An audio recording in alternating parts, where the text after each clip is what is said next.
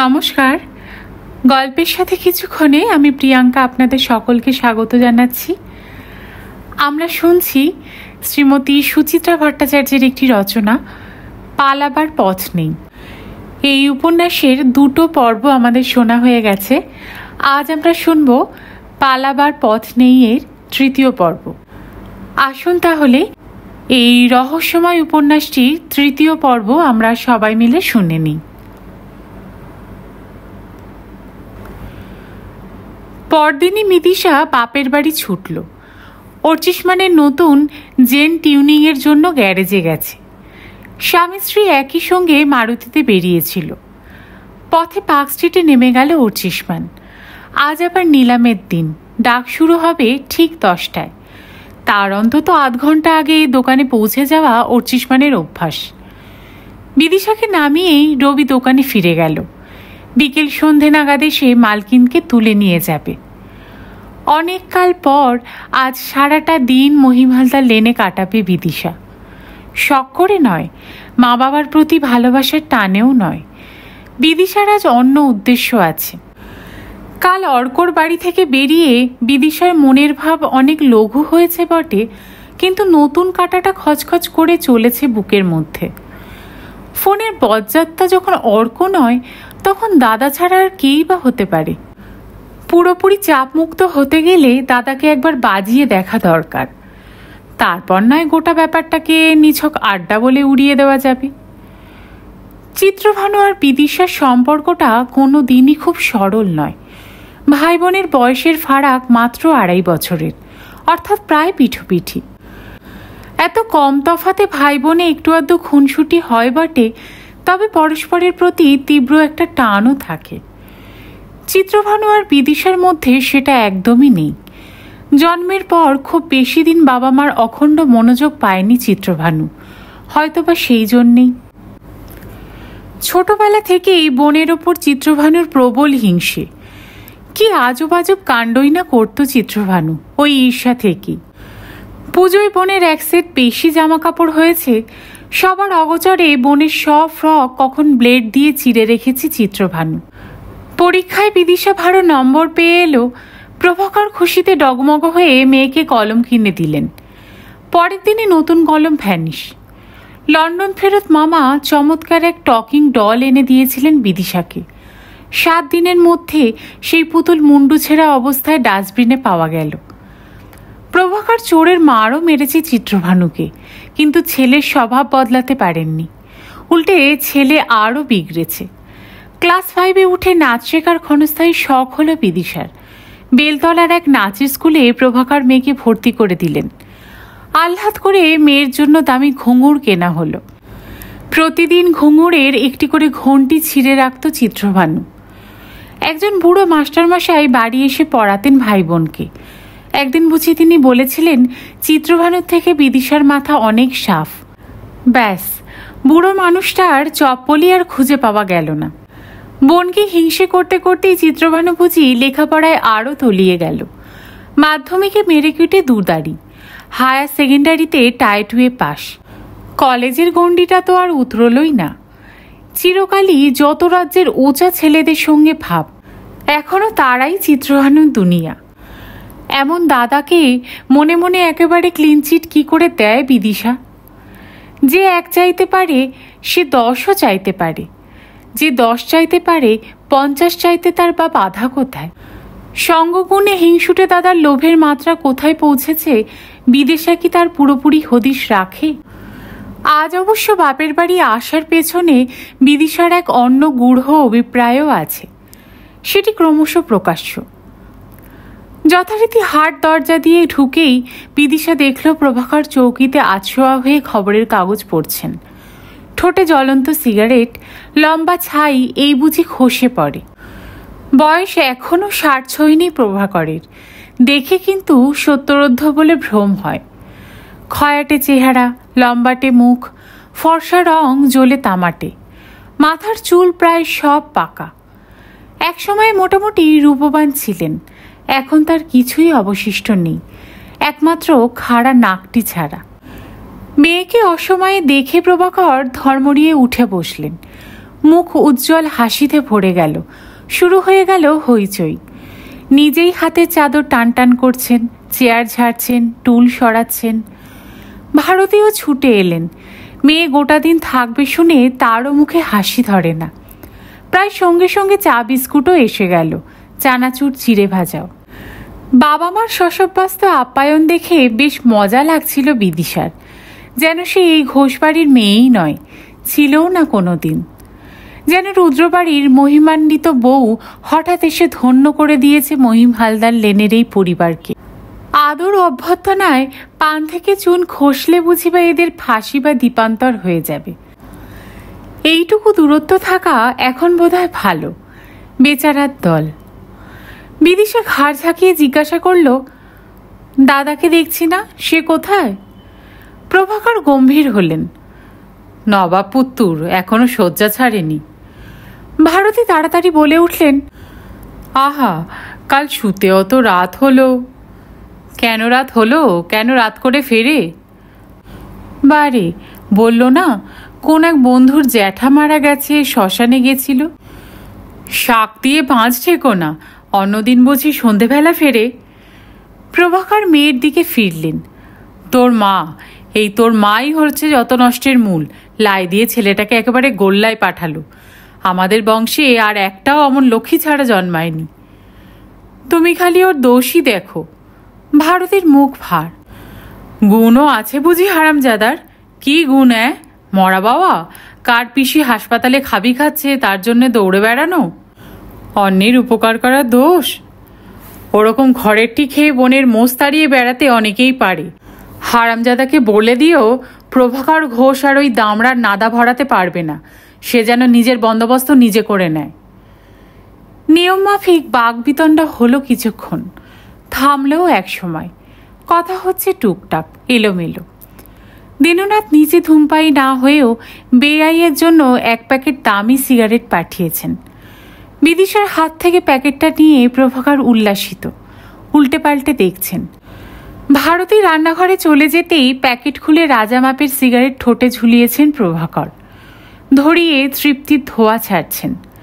হঠাৎ কি যেন মনে পড়ে গেল, বললেন, হ্যাঁ রে বুলু, তোদের দোকানের চুরিটার কিছু সমাধান হলো? বিদিশা আকাশ থেকে পড়ল। তুমি কোত্থেকে জানলে?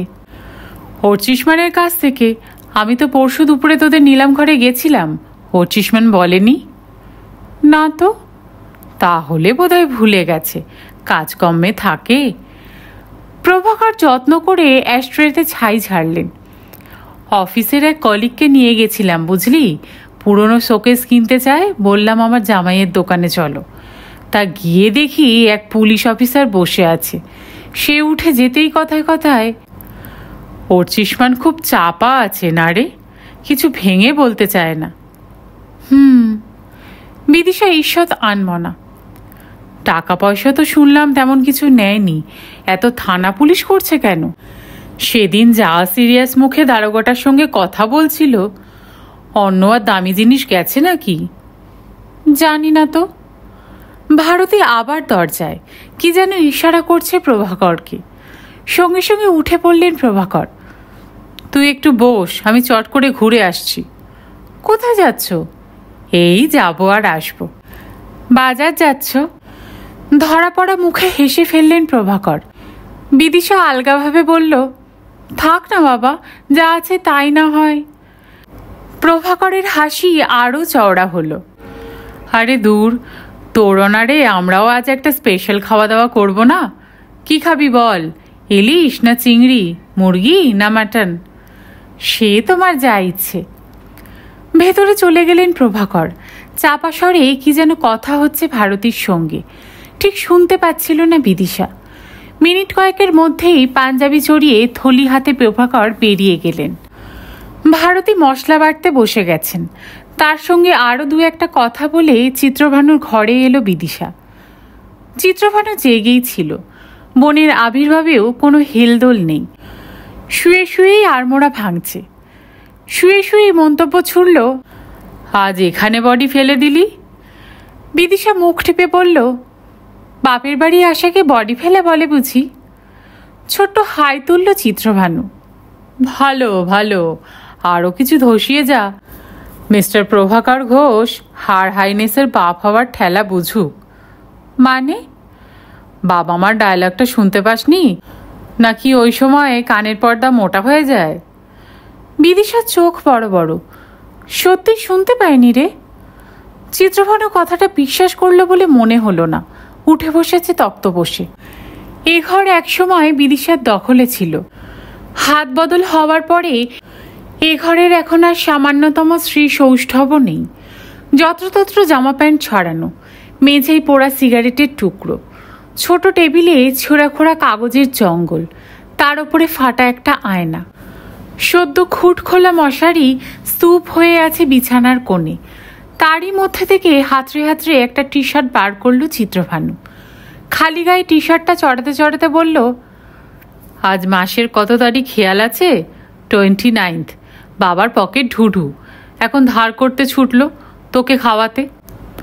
বিদিশা আজ কিছুতেই চটবে না পণ করে এসেছে, তবু আহত হলো। গোমরা মুখে বলল, আমি কি করব?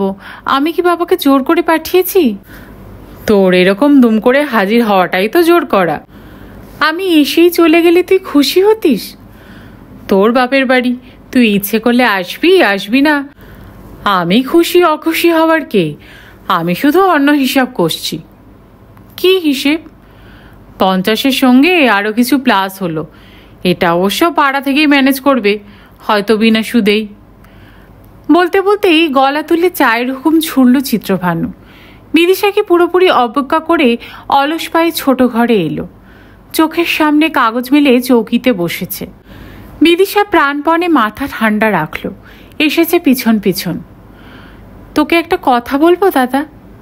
বলে ফেল। বাবার জন্য তো যখন এত চিন্তা, নিজে কিছু একটা কর না। কি করব? চাকরি? বিদ্যেই কুলোচ্ছে না। চিত্রভানু শব্দ করে খবরের কাগজের পাতা উল্টালো। বল্লভগড়ের ঘোষবাড়ির ছেলে হয়ে তো আর কুলিগিরি করতে পারবো না। বিদিশা পাকা দাবারুর মতো এগোতে চাইল। সন্তর্পণে একটা বোড়ে ঠেলে দিল। চাকরি নাই বা করলি, ব্যবসা কর। টাকাকে দেবে তো শ্বশুর? ধর শ্বশুরমাসের বৌমাই দিল। ঝপাং করে কাগজ ভাঁজ করলো চিত্রভানু। সরু চোখে তাকালো। তুই দিবি? দিতেই পারি। বিদিশা ঠোঁট টিপে হাসল। কোনাকুনি গজ ঠেলল। তুই সেদিন আমার কাছ থেকে টাকাটা চাইলি, আমি না বলে দিলাম। বাড়ি গিয়ে আমার ভীষণ খারাপ লেগেছে রে। সত্যিই তো, আমি যখন একটা ভালো জায়গায় পৌঁছেছি, তখন আমারও তো উচিত বাবা মা ভাইকে দেখা, নয় কি? তুই এসব কথা ভাবলি? চিত্রভানুর গলায় স্পষ্ট অবিশ্বাস। ভাবি রে, ভাবি, অহরহ ভাবি। আরেকটা বোড়ের একঘর এগোলো বিদিশা। কিন্তু একটা ধন্ধ আমার থেকেই যাচ্ছে। 10,000 ইনভেস্ট করে তুই এমন কি ব্যবসা করবি যাতে লাইফে শাইন করা যায়? বললাম তো আছে ব্যবসা, ক্যাপিটাল পেলেই দেখিয়ে দেব। কি দেখাবি? অল্প পুঁজির ব্যবসায় খাটুনি খুব, অনেক দিন লেগে থাকতে হয়। ও তুই পারবি না। বিদিশা ঝটাং করে ঘোড়া বাড়িয়ে দিল। একটু প্যাচ কষে 2.5 পাক। মধুস্বরে বলল, তুই একটু বড় কিছু ভাবছিস না কেন? ধর আমি যদি তোকে 50,000 দিই। আশ্চর্য, চিত্রভানুর মুখে কোনো প্রতিক্রিয়াই ফুটল না। ঠোঁটের কোণটা বেঁকে গেল সামান্য। টিজ করছিস? No, it's an offer. ওই টাকাতে তুই একটা ক্যাসেট ম্যাসেটের দোকান দে। যদি লেগে যায়, পারলে টাকাটা আমাকে ফেরত দিয়ে দিস। আর ডুবলে ধরে নেব টাকাটা গেল। বিদিশা ঝাঁ করে মন্ত্রী চার ঘর এগিয়ে দিল। বাট মাইন্ড ইট, দিলে আমি 50,000ই দেব, শুনছিস? 50,000। ধুস, তোর কাছ থেকে আমি টাকা নেবই না। আমি কি তোকে চিনি না? সারা জীবন খোটা দিবি, তারপর দাদাটার কিচ্ছু হচ্ছিল না, আমি দাঁড় করিয়ে দিলাম। বলতে বলতে আবার কাগজ টেনে নিল চিত্রভানু। কি ভাবিস আমাকে? তোর কাছ থেকে 2-4 পয়সা খামচা মারি বলে আমি কি ভুভুক্কার পার্টি নাকি? বিদিশা হতাশ হয়ে গেল। কক্ষচ্যুত ঘুটিগুলোকে আবার রেখেছে সস্থানে। হৃদয়ে দাবার বোর্ডটাকে মুড়ে ফেলল। বিচিত্র এক অনুভূতি হচ্ছে বুকে। হতাশার সঙ্গে সঙ্গে একটা মুক্তির শিহরণও যেন টের পাওয়া যায়। না, দাদা নয়, দাদা নয়। দূরভাষে সেই কণ্ঠ অলিক ঠাট্টাই। তার দাদা এখনও দুধে অপরাধী বনে যায়নি, যে বারবার 50,000 শব্দটা শুনেও সম্পূর্ণ অভিব্যক্তিহীন রাখতে পারে নিজেকে। আচম্বিতে পাল্টা প্রশ্ন ছুড়ল চিত্রভানু। তুই এত টাকা দেব দেব করছিস কেন রে? বিদিশা হাসার চেষ্টা করল। এমনি, তোর কথা ভেবেই। কিন্তু টাকাটা তো তোর নয়, তুই তো একটা প্যারাসাইট। পড়ছিসমান রুদ্রর রোকরা দেখিয়ে তুই ফুটুনি মারছিস কেন? বরং আমার যদি উপকারী করতে চাস তো অন্যভাবে করতে পারিস। তোর বরকে বলে ওর দোকানে বা বাড়ে যেখানে হয় আমাকে ফিট করে দে। সংসারটাও বাঁচে, তোর কাছে আমায় হাতও পাততে হয় না। বিদিশা এবার কুকড়ে গেল। অর্চিষ্মান কি প্রকৃতির মানুষ সে এখন মোটামুটি জেনে গেছে। পদ্মপাণি সেদিন যা বলল তার কণা মাত্রও যদি সত্যি হয়, তাহলে অর্চিষ্মানের কাছে কোনো আত্মীয় স্বজনকে চাকরি করতে দেওয়া সুবিধের হবে না। তার এই দাদাটিকে তো নয়ই। এক তিল গড়বড় হলেই নির্দ্বিধায় চিত্রভানুকে গলা ধাক্কা দেবে অর্চিষ্মান, এবং বিদিশার জীবনটাও বিষময় হয়ে উঠবে। তবু সরাসরি না করল না বিদিশা। ইতস্তত মুখে বলল, দেখি, বলবো। ভারতী ছেলে চা এনেছে। প্লেটে চা ঢেলে সরাত সরাত চার চুমুকে কাপ খালি করল চিত্রভানু। একবার টেরিয়ে বিদিশাকে দেখে বাথরুমে চলে গেল। ভারতী তখনই নড়লেন না। চাপা স্বরে প্রশ্ন করলেন, ভানু কি বলছিল রে? কি সব ব্যবসা, টাকা, অর্চিষ্মান? ও কিছু না। বিদিশা প্রসঙ্গটা এড়িয়ে গেল। পাল্টা প্রশ্ন করল, মা, আবার একটা সত্যি কথা বলবে? কি? দাদা সব সময় বলে আমায় আমার বিয়ের জন্য নাকি 50,000 টাকা ধার নিয়েছে কাবুলিওয়ালার কাছ থেকে। বাবা, সত্যি?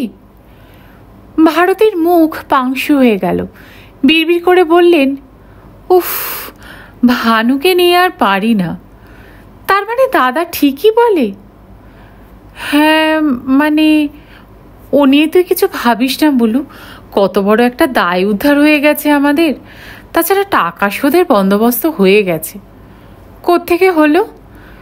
সে প্রায় আকাশ ফুরেই বলতে পারিস।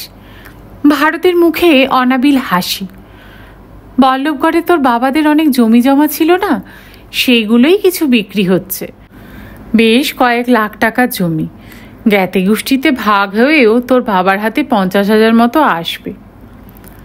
বিদিশার ঠিক বিশ্বাস হচ্ছিল না কথাটা, আবার অবিশ্বাসও করতে পারছিল না। বল্লভগড়ে তাদের দেশ বটে, তবে বর্ধমানের সেই গঞ্জ অঞ্চলে সে বড় একটা যায়নি। আবছা আবছা মনে আছে প্রকাণ্ড একটা বাড়ি, অজস্র শরিক চারিদিকে, খোপে খোপে পাখির মতো বাস করে তারা। সেখানে কি এমন সম্পদ ছিল যার থেকে 50,000 টাকা জুটবে বাবার? এত ভূসম্পত্তির অংশীদার হয়েও কেনই বাবা এই হতদরিদ্র দশায় দিন কাটায়? বল্লভগড়ের সঙ্গে বাবার তো তেমন সুসম্পর্ক নেই। তার বিয়েতেও ওখান থেকে বিশেষ কেউই আসেনি। এক আইবুড়ো পিসি, এক কাকা, ব্যাস। চিন্তাটা বেশি দূর গড়াতে পারল না। প্রভাকর চিংড়ি মাছ আর মুরগি সমেত হাজির। ভারতী পই পই করে নিষেধ করেছেন বলে কাবুলিওয়ালার প্রসঙ্গ বাবার সামনে আর তুলল না বিদিশা। অনেক বেলা অবধি হৈ হৈ হলো। খাওয়া দাওয়া সারতে সারতে প্রায় 2:30। মুখে চারটি গুজেই চিত্রভানু ধা। প্রভাকরও একটু শুতে গেলেন।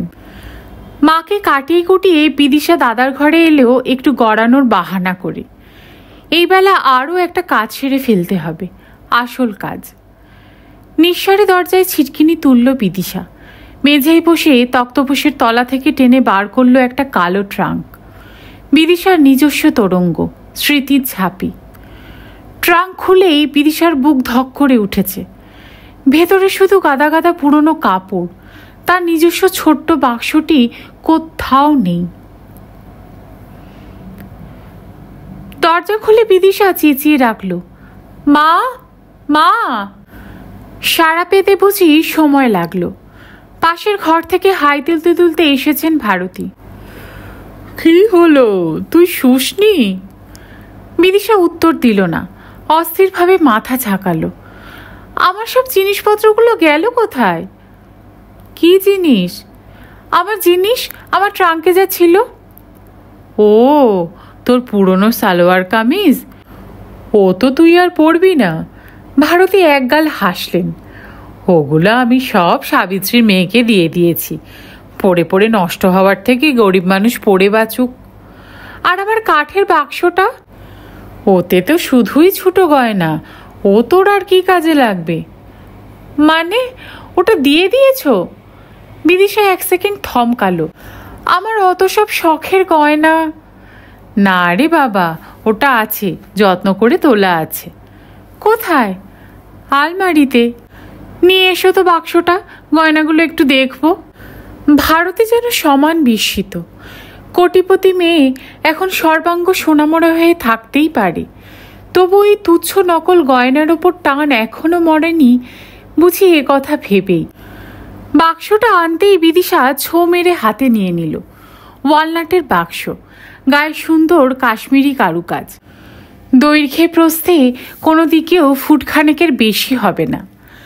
অরুণ উপহার দিয়েছিল বাক্সটা এসপ্ল্যানেডের ফুটপাথ থেকে কিনে। ভেতরে একটা ছোট্ট আয়নাও বসানো আছে, অসমতল আয়না। বাক্স নিয়ে ঘরে ফিরল বিদিশা, পিছনে পিছনে ভারতীয়। ডালা খুলেই বিদিশা সতর্ক হয়ে গেল। ছদ্ম মনোযোগে ঘাটছে ছদ্ম অলঙ্কার। রূপোর ওপর সোনার জল করা চুড়ি, রোল গোল্ডের কণ্ঠহার, অজস্র ছোট বড় মেকি সোনার দুল, বালা, ব্রেসলেট, কাচের চুড়িও আছে বেশ কয়েক ডজন। সবই উপহার, কোনোটা বা অরুণের, কোনোটা বা মিহিরের। ভারতীয় নড়ছেন না সামনে থেকে, তিনিও ঝুঁকে দেখছেন। ভেতরে ভেতরে অধৈর্য বোধ করছিল বিদিশা। ঝপ করে ডালাটা বন্ধ করে দিল। এটা আমি নিয়ে যাব। কি করবি নিয়ে? ভারতী আরও অবাক। আমার জিনিস আমার কাছে থাকবে। সব নিয়ে যাবি? আপত্তি আছে? বিদিশা কায়দা করে হাসল। তা নয়, তবে। ভারতের মুখ যেন সামান্য করুণ দেখালো। ওখান থেকে আমি মাঝে মাঝে নিই, বুঝিসই তো আমার আর কিছু নেই। এই ব্রোঞ্জের কগাছা চুড়ি আর ওই ফংফঙে একজোড়া পালা। কাজকর্মের বাড়িতে গেলে গলা কান্ত আর একেবারে ন্যাড়া করে যাওয়া যায় না। বিদিশা ফাপড়ে পড়ে গেল। ভারতের মলিন মুখ দেখে নয়, কাজটা কি করে সুষ্ঠুভাবে সমাধা করা যায় সেই চিন্তা করে। কটা ঠুনকো মাল স্বচ্ছন্দে মাকে দিয়ে যেতে পারে, কিন্তু তারপর বাক্সটা নিয়ে যাওয়া কেমন বেখাপ্পা দেখাবে না? চটজলদি জবাবও এসে গেল মাথায়। ঠিক আছে, তুমি এগুলো নিয়েই নাও। আসলে এখানে বেশ কয়েকটা ভালো ডিজাইন আছে, ওগুলো দেখিয়ে দেখিয়ে আমি দু চারটে গয়না গড়াবো। ও তাই বল? ভারতের চোখ জল জল করে উঠল। মনে করে দিয়ে যাস কিন্তু, আমি চাইতে পারবো না। দেব বাবা, দেব। চৌকির সামনে পড়ে থাকা ট্রাঙ্ক তলায় ঠেলে ঢুকিয়ে দিল বিদিশা। বিছানায় লম্বা হলো আবার। অলস মেজাজে বলল, কটা বাজে? চা খাওয়ার সময় হয়নি? খাবি? করো, কখন আবার গাড়ি নিতে এসে যায়। ভারতের নিষ্ক্রমণের সঙ্গে সঙ্গে বিদিশা তড়াং করে উঠে বসল। বাক্সের ডালা খুলে গয়নাগুলো ঢালল বিছানায়। নিচের ভেলভেটের আস্তরণ টেনে টেনে ওঠাতেই বেরিয়ে পড়েছে এক গুপ্ত ক্ষোভ। আছে আছে, চিঠিগুলো আছে। নীলখাম অর্কর, গোলাপি খাম মিহিরের, অরুণেরও আছে একটা কুচি কলা পাতা। ভাস্করই চিঠিফিটি লেখেনি কোনোদিন, ওসব তার ধাতেই ছিল না। খাম খুলে খুলে কয়েকটি চিঠিতে পাখির চোখ বোলালো বিদিশা। অরুণটা একেবারে আবেগে ঠিক ঠিক, কবিতার লাইন টুকে টুকে পাতা ভরানো। কি স্তুতি রে বাপস! হে উর্বশী, তুমি একবার যদি আমার ওপর প্রসন্ন হও, তাহলেই আমার জীবন ধন্য হয়ে যাবে। নিঃস্ব আমি, রিক্ত আমি, কিছুই আমার নাই, আছে শুধু ভালোবাসা, দিলেম তোমায় তাই। তোমার জন্য একটা দার্জিলিংয়ে স্টোন বসানো দুল রেখে দিয়েছি, কবে তোমার দর্শন পাবো? তুলনায় অর্ক যেন বেশি কাঠখোট্টা। গতকাল রায়গঞ্জে পৌঁছেছি, ভেবেছিলাম সোমবার ফিরবো না, হয়ে উঠবে না। পাঁচিলটা ঝুরঝুরে হয়ে গেছে, মিস্ত্রি লাগাতে হবে। ভাইটা খুব ঘন ঘন জ্বরে ভুগছে, ওকে একবার ভালো ডাক্তার দেখানো দরকার। ভালোবাসার কথাও আছে একদম শেষের লাইনে। তোমাকে ছাড়া দিনগুলো এখানে বড় ফাঁকা ফাঁকা লাগে, বিশেষত বিকেলবেলায়। তোমারা কি তখন আমার কথা মনে পড়ে দিশা? মিহিরের চিঠিতে ছত্রে ছত্রে শুধু শরীর, কান, ঠোঁট, ঘাড়, গাল, গলা, চুমু। মিহিরের ভাষাটাই সবচেয়ে জবরদস্ত ছিল, পড়তে পড়তে গায়ে কাটা দিয়ে উঠত। আশ্চর্য, আজ তেমন কিছুই হচ্ছে না। ভাষা তো একই আছে, সময়ের সঙ্গে সঙ্গে তার অভিঘাত কত ক্ষীণ হয়ে গেল। চিঠিগুলো সস্থানে রেখে ভেলভেটের ঢাকা আবার চেপে আটকালো বিদিশা। গয়নাগুলো ভরতে ভরতে এসে গেছে ভারতী। টুকটাক কথা হচ্ছে এলোমেলো। প্রভাকরও উঠে পড়লেন, চা খেয়ে উসখুস করতে লাগলেন তিনি বেরোবেন। ঘড়ি দেখছেন ঘন ঘন। একসময় বলেই ফেললেন, হ্যাঁ রে বুলু, তোর গাড়ি কখন আসবে রে? কেন? আমাকে তাহলে একটু হাজরায় নামিয়ে দিতিস। বিদিশা হাসল। ও আচ্ছা, আজ তো রবিবার, তোমার রিহার্সাল আছে বুঝি? আর বলিস কেন, নতুন নাটক নামাচ্ছে। ছোট্ট একটা শৌখিন নাট্যদলের সঙ্গে যুক্ত আছেন প্রভাকর বহুকাল। এটাই তার নেশা, ব্যসনও বটে। তাদের দলের একটি দুটি প্রযোজনা একসময় মোটামুটি নাম করেছিল। ইদানিং গ্রুপের অবস্থা তেমন ভালো নয়। পুরনো সদস্য হিসাবে দলের প্রতি প্রভাকরের প্রগাঢ় আনুগত্য। ঝড়, জল, বৃষ্টি, বন্যা কোনো কিছুতেই তাকে রবিবার বিকেলে রুখে রাখা কঠিন। বিদিশা চোখ নাচালো। কি নাটক করছো এবার? ছেঁড়া শেকল। দারুণ লিখেছে বুঝলি। একটা খারাপ লোক ভালো হতে চায়, কিছুতেই পারছে না। কত ধরনের ফোর্স যে তাকে আবার জটিল আবর্তে টেনে নিয়ে যাচ্ছে। বুঝেছি বুঝেছি। বাবার উৎসাহকে থামালো বিদিশা। তোমার কি role? Main role, hero second voice. Alter ইগোও বলতে পারিস, অবশ্য আমাকে স্টেজে দেখা যাবে না। ও বাবা, আবার তোমার সেই বিহাইন্ড দ্য কার্টেন অভিনয়? ওটাই তো আসল রে। যাকে স্টেজে দেখা যায় না, সে যদি নিজের উপস্থিতিটা ঠিক ঠিক ফিল করাতে পারে। প্রভাকরের খাড়া নাক আরও খাড়া হয়ে গেছে। Prabhakar Ghosh will steal the show, তুই দেখে নিস। এই সেপ্টেম্বরেই তো ফার্স্ট শো হবে। দরজায় কড়া নাড়ার শব্দ। রবি। ঝটপট তৈরি হয়ে নিল বিদিশা। কাঠের বাক্সখানা প্লাস্টিকে মোড়াতে গিয়েও মোড়ালো না। থাক, গাড়িতেই তো থাকবে। বেশি মোড়ামুড়ি করলে ওর চিসমানের আবার কি কৌতূহল হবে ঠিক কি। বিদিশা বাবার সঙ্গে বেরিয়ে পড়ল। চিত্রভানু মোড়ের চায়ের দোকানে গজল্লা করছে। টেরিয়ে টেরিয়ে দেখল বিদিশাকে। তবে প্রভাকর রয়েছে বলেই বোধহয় কাছে ঘেঁষল না। মনে মনে হাসল বিদিশা। আজ লেডি ডায়না কমান্ডো পাহারায়। ছুটির বিকেল, রাস্তাঘাট বেশ ফাঁকা ফাঁকা। গাড়ি ঘোড়া চলছে বটে, তবু তাদের কেমন মেজাজ শিথিল। অনেকদিন পর দুঃখী মেঘেরাও আজ আকাশ থেকে ছুটি নিয়েছে। হলুদ রোদে ঝকঝক করছে বিকেল। বাতাসে যেন শরতের গন্ধ টের পাওয়া যায়। প্রভাকরকে নামিয়ে দিয়ে গাড়ি চলেছে পার্ক স্ট্রিটের পথে। নিচু পর্দায় গান চালিয়ে দিল রবি বিদিশারই নির্দেশে। চপল হিন্দি গান। সুরের দোলায় মাথা দোলাচ্ছে বিদিশা। লঘু গলায় জিজ্ঞাসা করল, তোমার দাদার নিলাম ঘরের হাতুড়ি ঠোকাটুকি আজ এত তাড়াতাড়ি শেষ হয়ে গেল?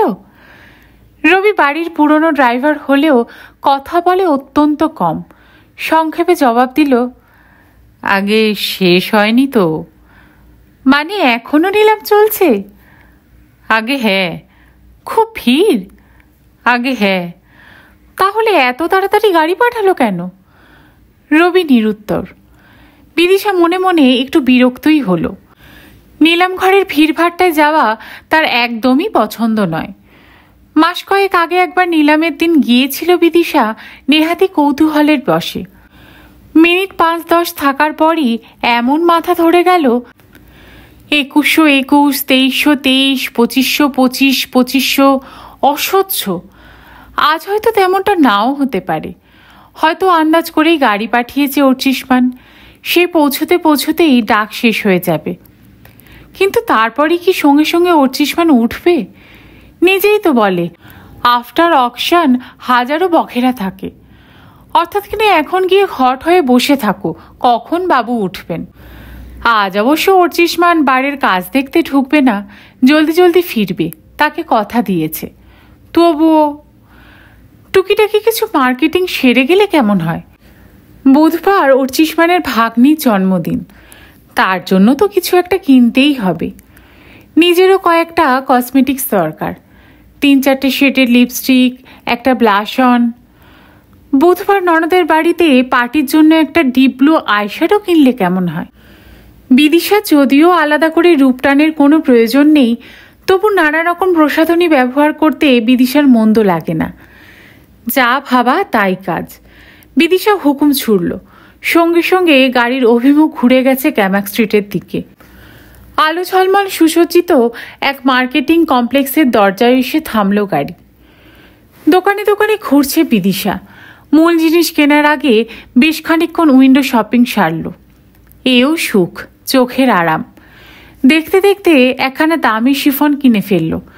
2-3টে দোকান ঘুরে ভাগ্নির জন্য 1,500 লং স্কার্ট কিনল একটা। সাজগোজের দোকানে ঢুকে লিপস্টিকের রং বাজছে। তখনই হঠাৎ পেছনে রবি। বছর 45-এর ছোটোখাটো চেহারার লোকটা কুকুরের মতো হাঁপাচ্ছে, চোখ বিস্ফারিত, গলার স্বর ফুটছে না। বৌদি, বৌদি, আপনি ঠিক আছেন? বিদিশা বেজায় চমকালো। কেন, কি হয়েছে? আপনি অজ্ঞান হয়ে গিয়েছিলেন না? আমি অজ্ঞান না তো। তবে যে লোকটা বলল। কোন লোকটা? ওই যে একটা ড্রাইভার বলল আপনি নাকি অসুস্থ হয়ে পড়েছেন, গাড়ির নম্বর দিয়ে আমাকে নাকি ডেকে আনতে বলেছেন। আমি সব দোকান খুঁজতে খুঁজতে আসছি। কে ড্রাইভার? কোথায়? ওই তো বাইরে। শালা আমায় ঢপ মারল। রবি উত্তেজিত মুখে এগোলো। আসুন, দেখবেন, আসুন, হারামি কাহিকা। হতচকিত বিদিশাও বাইরে এসেছে। রাস্তা টপকে গাড়ির কাছে গেল। কোথায় সে? কই? রবি উদ্ভ্রান্তের মতো এদিক ওদিকে তাকাচ্ছে। বিড়বিড় করে বলল, এই তো এইমাত্র ছিল এখানে। গলির মুখটায় গাড়ি পার্ক করে ভেতরে ঢুকলো, হঠাৎ বেরিয়ে এসে গাড়িটাও তো নেই। একদম আমাদের কালারের গাড়ি, মারুতি। বিদিশার শির দ্বারা পেয়ে হিমস্রোত বয়ে গেল। ষষ্ঠ ইন্দ্রিয় সহসা যেন চাবুক মেরেছে। লাফিয়ে গাড়ির জানলায় গেছে, ঝুঁকে দেখলো ভেতরটা। পরক্ষণে আর্তস্বর ঠিকরে এলো, আমার বাক্স! অর্চিষ্মান হুঙ্কার দিয়ে উঠল, তুই গাড়ি লক করে যাসনি? রবি ভয়ে ঠকঠক কাঁপছে। ঠক গিলে বলল, আগে হ্যাঁ, আগে না, মানে ঠিক মনে পড়ছে না। লোকটা এমনভাবে ছুটতে ছুটতে এসে ডাকলো। করছিলিস কি তখন? আগে গান শুনছিলাম। তোমার গান শোনা আমি ছোটাচ্ছি। নম্বরটা দেখেছিস গাড়িটার? খেয়াল করিনি। Worthless, worthless. প্রায় শূন্য নিলাম ঘরে দাপ পাচ্ছে অর্চিষ্মান। কে না কে এসে কি ভরকি দিল অমনিবাবু গাড়ি খুলে রেখে। বারকাম রেস্তোরাঁর ম্যানেজার অম্বরীশ পাকরাশি পাশেই দাঁড়িয়ে, স্যুটবুট পরা তালশিরিঙ্গি শরীরটা ঝুঁকিয়ে বলল, স্যার একটা কথা বলবো? অর্চিষ্মান কটমট তাকালো। রবিকে দোষ দিয়ে লাভ নেই স্যার। আজকাল কত ধরনের যে ছিচকে চোর গজিয়েছে, ফুটপার গাড়ির লক খুলে ফেলে। হয়তো ম্যাডামের বাক্সটাকে সিটে লক্ষ্য করেই লোকটা। তাছাড়া স্যার, একটা মারুতি চাবি দিয়ে অন্য মারুতি চাবি তো ইজিলি খুলে ফেলা যায়। তা অবশ্য ঠিক। বলতে বলতে বিদিশার সামনে এসে বসলো অর্চিষ্মান। নিলামঘরের অফিসে বিদিশা এখনো মাথা ঝুঁকিয়ে বসে। তার দিকে ভুরু কুচকে দেখলো একটুক্ষণ। কি কি অর্নামেন্ট ছিল বাক্সতে? চোখ তুলল না বিদিশা। নিরক্ত মুখে বলল, তেমন দামি কিছু না। তবু শুনি কি ছিল? চুড়ি, হার, দুল, সবই মিটিশান। ঠিক বলছো? বিদিশা ঘাড় নাড়ল। যাক, জোর বেঁচে গেছো তাহলে। যে শালা নিয়েছে সে তোমার বাপ 14 পুরুষ উদ্ধার করছে। স্বভাব বিরুদ্ধ ভঙ্গিতে হাহা করে হেসে উঠল উচ্ছিষ্মান। আর মন খারাপ করে কি করবে, ওঠো। বিদিশার পা সরছিল না, হাঁটু অবশ, গোড়ালি অসাড়, কোমর থেকে দেহের নিচের অংশটুকু বুঝি আর কোনোদিন নাড়ানো যাবে না। তবু টেনে টেনে তুলল নিজেকে। সত্যি কি ছিচকে চোরের কাণ্ড এটা, নাকি কোনো গভীর ষড়যন্ত্র? বিদিশা আর ভাবতে পারছিল না, তার মস্তিষ্ক পুরোপুরি অকেজো হয়ে গেছে। ফিরতি পথে গাড়িতে নিশ্চুপ ছিল বিদিশা। কোনো কিছুই আর সুস্থিতভাবে চিন্তা করার ক্ষমতা নেই অসার মস্তিষ্কের। ভাবনা ধেয়ে আসছে ঝাঁকে ঝাঁকে, তালগোল পাকিয়ে যাচ্ছে, ছিঁড়ে ছিঁড়ে যাচ্ছে বারবার। কেন এমন দশা হলো তার? মাত্র 6টা মাসও কাটল না, এরই মধ্যে কেন অমানিসার ছায়া পড়েছে জীবনে? গরিব কেরানির মেয়ে হয়ে জন্মে রূপ যৌবনকে পুঁজি করে সে যদি একটু আনন্দ খুঁজেই থাকে, তা কি এমন গভীর অপরাধ? বিয়ের আগে কত মেয়ের জীবনেই তো কত পরপুরুষ আসে, তাকে নিয়েই বা বিধাতা নিষ্ঠুর খেলা শুরু করলেন কেন? নিষ্ঠুর খেলা নাকি নিছকই কৌতুক? তার পাপ মন কি অহেতুক বেশি বেশি ভয় পাচ্ছে? হয়তো ফোন আসাটা ঠাট্টাই। অর্ক তো বলেই ছিল এমন নাকি আকছার ঘটছে আজকাল। হয়তো আজকে চুরিও নেহাতি কোনো ছিচকে চোরের কাণ্ড, কিংবা কোনো কেপমারি দলের। তারা তো এমনই বিলাসবহুল বাজারের আশেপাশে ঘুরে বেড়ায়, নিত্য নতুন উপায়ে ঠকবাজি করে। হয়তো বিদিশাকেই টার্গেট করেছিল আজ, মাঝখান থেকে বেচারা রবি। তবু মন সান্ত্বনা পায় কই? ঈশ্বর জানেন, বিয়ের আগে যাই করে থাকুক, বিয়ের পর থেকে বিদিশা উচ্ছিষ্মান ছাড়া দ্বিতীয় কোনো পরপুরুষের কথা ভাবেনি। তবে কেন এই শাস্তি? অহর্নিশি এই দহনের হাত থেকে কি বিদিশার মুক্তি নেই? চিন্তার জালে আষ্টে পৃষ্ঠে বন্দি বিদিশা উচ্ছিষ্মানের গলা শুনতে পেল। কি গো, এখনো শোকে মুহ্যমান? বিদিশা হালকা ঘাড় নাড়ল। না, বললেই হলো। গুম মেরে বসে আছো, বাপের বাড়ির গপ্প শোনাচ্ছ না। বাক্সর শুধু ছোট গয়নাই ছিল শুনে উচ্ছিষ্মানের উষ্মা চলে গেছে। সে এখন দিব্যি তামাশার মেজাজে রঙের সুরেই বলল, তোমরা মেয়েরা পারো বটে, কেয়ারলেসের মতো কাজ করবে আর থপাস থপাস করে কপাল চাপড়াবে। বিদিশা কষ্ট করে হাসল। না গো, বিশ্বাস করো, গয়নার কথা ভাবছি না। তাহলে কি ভাবছো? ভাবছি দুম করে কিরকম বোকা বনে গেলাম। পথে ঘাটে হঠাৎ পিকপকেট হয়ে গেলে কেমন আপসেট লাগে না? কিংবা গলা থেকে যদি আচমকা একটা হার ছিনতাই হয়ে যায়, হোক না সে মেকি হার। বুঝলাম। কি বুঝলে? বোকা বনতে তোমার বেজায় আপত্তি। উচ্ছিষ্মান মৃদু হাসল। কিন্তু ম্যাডাম, বোকা কারা বনে জানো? কারা? চালাকরা, অফকোর্স। বোকারা তো বোকাই আছে, তাদের বোকা বনার প্রশ্নই নেই। সুতরাং মনোকষ্টে না ভুগে গর্ব অনুভব করো, তুমি চালাক বলেই কেউ একজন তোমায় বোকা বানাতে পেরেছে। অন্য সময় হলে উচ্ছিষ্মানের যুক্তি শুনে হাসত বিদিশা। এখন হাসলো না বটে, তবে কিছুটা সহজ হলো। বলল, তাই হবে। অমন করে বলো না। আটার ইট উইথ আ স্মাইল। উচ্ছিষ্মান হাত রাখলো বিদিশার পিঠে। তোমার রিকোয়েস্টে আজ সন্ধেটা ফ্রি করে ফেললাম, এখন তুমিই যদি মুখ গোমরা করে থাকো। চলো, নাইট শো একটা সিনেমায় যাবে? সিনেমা? হ্যাঁ, সিনেমা, ফিল্ম, ছায়াছবি। চলো, গাড়ি ঘুরিয়ে এসপ্ল্যানেডের দিকে যাই। একটু ঘুরে টুরে খেয়ে দিয়ে হলে ঢুকে যাব। বাবাকে যে বলা নেই, বাবা যে আমাদের জন্য বসে থাকবেন, খাবেন না। ফোন করে দিচ্ছি। চলো, লাইট হাউসে তোমার হিচককের একটা বই এসেছে, দেখে আসি। এমনিতেই উচ্ছিষ্মানের সঙ্গ পাওয়াই দুর্লভ। আজ উচ্ছিষ্মান বিদিশাকে নিয়ে বাইরে খাবে, সিনেমায় যাবে, এমন লোভনীয় প্রস্তাবে বিদিশার লাফিয়ে ওঠার কথা। কিন্তু বিদিশার কিছুই ভালো লাগছে না। আলগাভাবে জিজ্ঞাসা করল, কি ছবি? The man who need too much. College লাইফে বইটার খুব নাম শুনেছিলাম। ট্রাম্পেট না কি একটা বাজনার সঙ্গে একটা গুলি চালানোর ঘটনাকে মিশিয়ে দারুণ সাসপেন্স আছে। তুমি কি দেখেছো আগে? না, চলো তাহলে। হিচককের বইয়ের মজাই আলাদা। রহস্য সব সময়ই এক্সপোজড, কিন্তু সারাক্ষণ একটা চাপা টেনশনে ছটফট করতে হয়, ঠিক কি না? ক্রাইমটা হব হব করছে অথচ হচ্ছে না, কিংবা ক্রিমিনাল সামনেই ঘোরাফেরা করছে, ধরা পড়ি করেও পড়ছে না। এটাই খুব ইন্টারেস্টিং, কি বলো? পলকের জন্য অর্চিষ্মানের চোখে যেন দীঘার ঝলক দেখতে পেল বিদিশা। অস্বস্তি মাখায় বলল, আজ থাক। কেন থাকবে কেন? দিদি কাল ফোন করে বলেছিল আজ সন্ধে আসতে পারে। ও।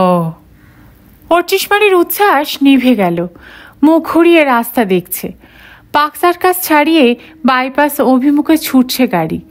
এলোমেলো ভিড় ফাঁকা হয়ে আসছে ক্রমশ। পথের দুধারে নাগরিক সন্ধ্যার আবছায়া। বিদিশার নতুন অস্বস্তি শুরু হলো। হু হু হাওয়া ঢুকছে জানলা দিয়ে, তবু যেন গাড়ির মধ্যে গুমোট ভাব কাটছে না। নৈশব্দও বুঝি অনেক সময় বাতাসকে শুষে নেয়। অর্চিষ্মানের দিকে সামান্য সরে এলো বিদিশা। ঠান্ডা হাত রেখেছে স্বামীর হাতে। এই রাগ করলে? অর্চিষ্মান চুপ। দিদি সে শালকিয়া থেকে উজিয়ে আসবে, আমাদের কারোর সঙ্গে দেখা হবে না। কোনো দিন তো তোমাকে পাওয়া যায় না, একটা দিন না হয় সারা সন্ধি বাড়ি রইলে। জো মার্জি। অর্চিষ্মান হাসলো এতক্ষণে। ওদিকে গেলে তোমারই লাভ হতো, একটা নতুন জিনিস দেখাতাম, পছন্দ হলে আজই কিনে নেওয়া যেত। কি গো? আনসারিং মেশিন, টেলিফোনের, ফরেন মাল।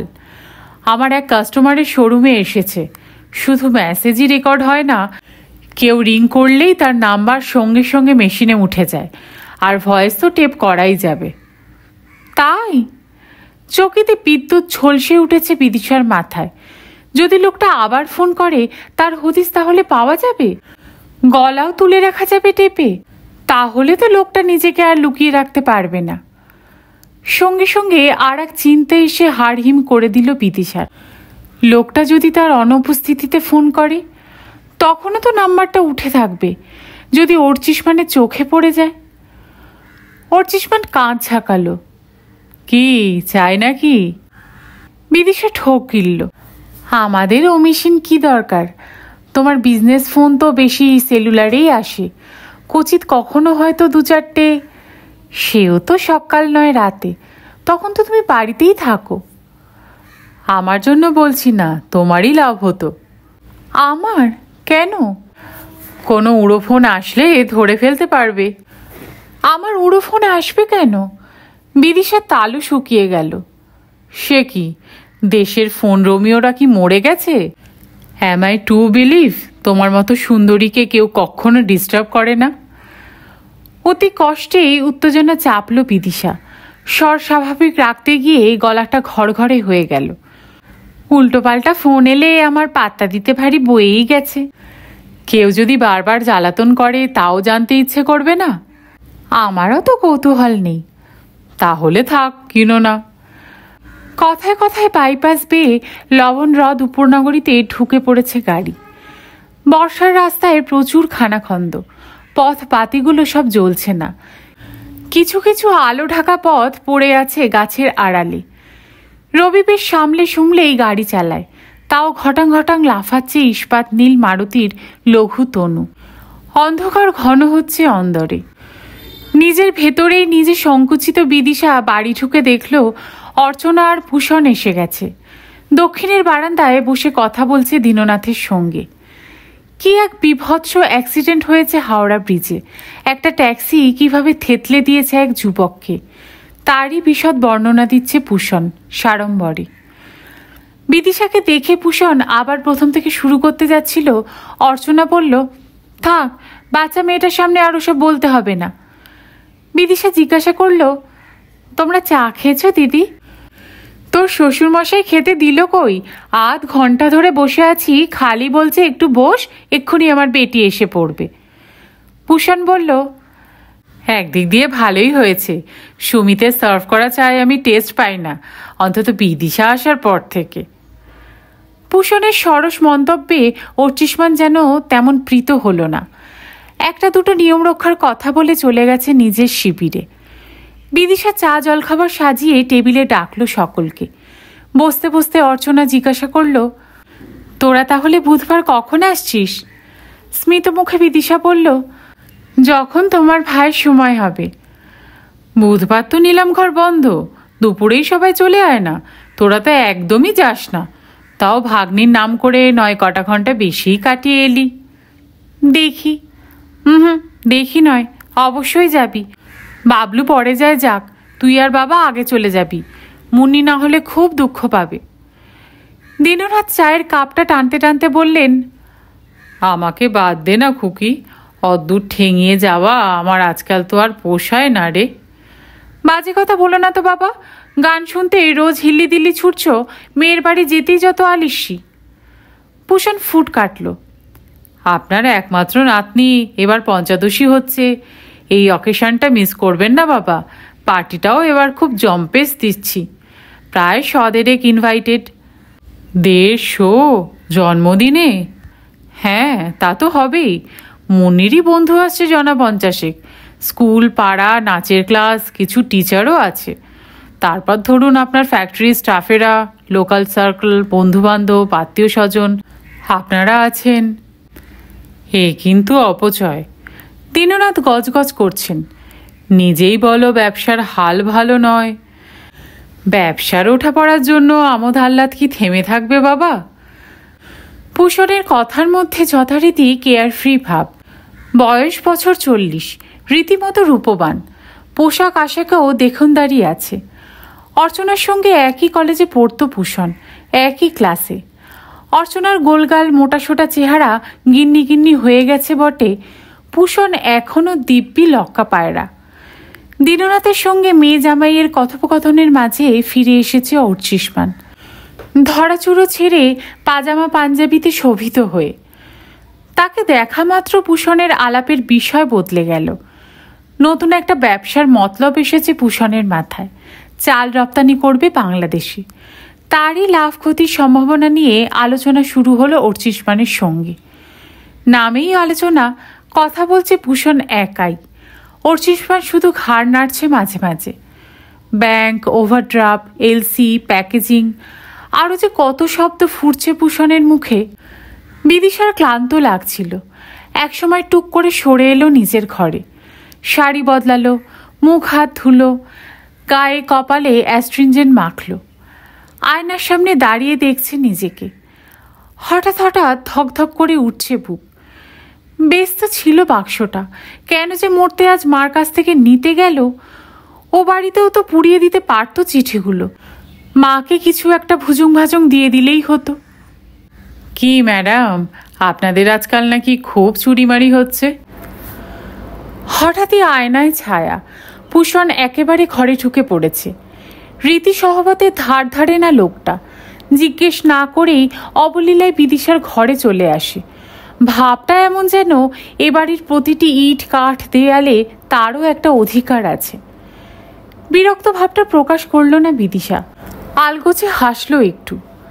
ভূষণ সোজা খাটে গিয়ে বসল, চোখ বিদিশা স্থির। একটা কথা বলবো ম্যাডাম, কনফিডেন্সিয়াল। বলুন। দোকানে চুরিটা নয় রাত্রিরে হয়েছে, কর্মচারীরা নেগলিজেন্ট, কিন্তু গয়নার ব্যাপারটা আপনি এত ক্যাজুয়াল হলেন কি করে? এ তো মেয়েদের স্বাভাবিক ধর্ম নয়। বিদিশা ঠোঁট বেঁকালো। অর্চিষ্মান বলেনি গয়নাগুলো ছুটো ছিল? বলল, কিন্তু। ভূষণ দম নিল একটু, তারপর চাপা স্বরে বলল, ব্যাপারটা এরকম নয় তো, গয়নাগুলো হয়তো আসলই, বাবলুকে ভয় পেয়ে আপনি ইমিটেশন বলে চালাচ্ছেন। যা, ওরকম কেউ বলে নাকি? মেয়েরা গয়নার ব্যাপারে স্বামীকে সহজে সত্যি কথা বলে না। এই যে আপনার ননদ দিয়াইয়ার নেকলেস পরে ঘুরতো, 8 বছর পরে আমি আবিষ্কার করেছি ওগুলো সব ইউনিক না ফিউনিক কিসের যেন, আসল মাল সব লকারে চালান করে রেখেছে। বিদিশা মনে মনে বলল, বেশ করেছে, তোমার মতো লুঠেরার কাছে সত্যি কথা বলে সব খোয়ায় আর কি। মুখে বলল, আমার অর্চিষ্মানকে মিথ্যে বলার প্রয়োজন হয় না। রিয়েলি? সব সত্যি বলেন? হ্যাঁ। জীবনের কোনো কথাই বাবলুর কাছে গোপন করেননি? মানে? এই দেখুন, আপনি ভয় পেয়ে গেলেন। ভূষণ খ্যাক খ্যাক হাসল। শুনুন, প্রাইভেটলি একটা কথা বলি আপনাকে, between you and me. Archishman Rudra কিন্তু ভূষণ রায় নয়। ইউনিক আর সোনার পার্থক্যটা সে ঠিক বুঝে ফেলে। বিদিশা আবার বলল, মানে? Bablu is basically suspicious type. একবার যদি সন্দেহ হয় কেউ কিছু লুকোচ্ছে তো তার দফা রফা। বিদিশার এবার বেশ রাগ হয়ে গেল। শালীনতার প্রলেপ রেখেই ঝাঁঝ ফোটালো গলায়। আমি তার কাছে কিছু লুকাতে যাবই বা কেন? ভালো, তাহলেই মঙ্গল। কথাটা শুনতে ভাসিয়ে উঠে গেল ভূষণ। বিদিশা কাঠ। এসব কি বলে গেল লোকটা? কেন বলল? ভূষণ রায়ের কথায় কিসের যেন প্রচ্ছন্ন ইশারা। তুত, ভূষণদা তো সবসময় এরকম রহস্য করে কথা বলে, খামোকা সে ভয় পাচ্ছেই বা কেন? অর্চনা হলঘর থেকে চেঁচিয়ে বিদিশাকে ডাকছে। সাড়া দিতে স্বর ফুটছিল না বিদিশার। তবু তড়িঘড়ি ছুটল ও ঘরে। একা থাকলে ভাবনাটা তাকে পাগল করে দেবে। একটা মাত্র টেলিফোনের এত শক্তি, এমনভাবে লণ্ডভণ্ড করে দিতে পারে সব কিছু। একটা নয়, টেলিফোনটা আবার এলো, দ্বিতীয়বার, পরদিনই দুপুরবেলা। এবারের স্বর আরও শীতল, আরও ধাতব, আরও নির্মম। শেষ করলাম শ্রীমতী সুচিত্রা ভট্টাচার্যের একটি উপন্যাস পালাবার পথ নেই এর 3য় পর্ব। গল্প পাঠ আপনাদের কেমন লাগছে আমাকে কমেন্ট করে প্লিজ জানাবেন। আর গল্প যদি ভালো লাগে তবে গল্পটাকে একটা লাইক করে প্লিজ ফ্রেন্ড আর ফ্যামিলির সাথে শেয়ার করবেন। চ্যানেলে যদি নতুন আজকে বন্ধু হয়ে থাকেন তবে প্লিজ চ্যানেলটাকে সাবস্ক্রাইব করে নেবেন। আর এই উপন্যাসের আরও 2টো পর্ব এই চ্যানেলেই আপলোড করা আছে। আগে পারলে সেই 2টো পর্ব শুনে তারপরে 3য় পর্বটা শুনলে আপনাদের বুঝতেও সুবিধা হবে। সকলে খুব ভালো থাকবেন, সুস্থ থাকবেন। গল্প শোনার জন্য আপনাদের সকলকে অসংখ্য ধন্যবাদ।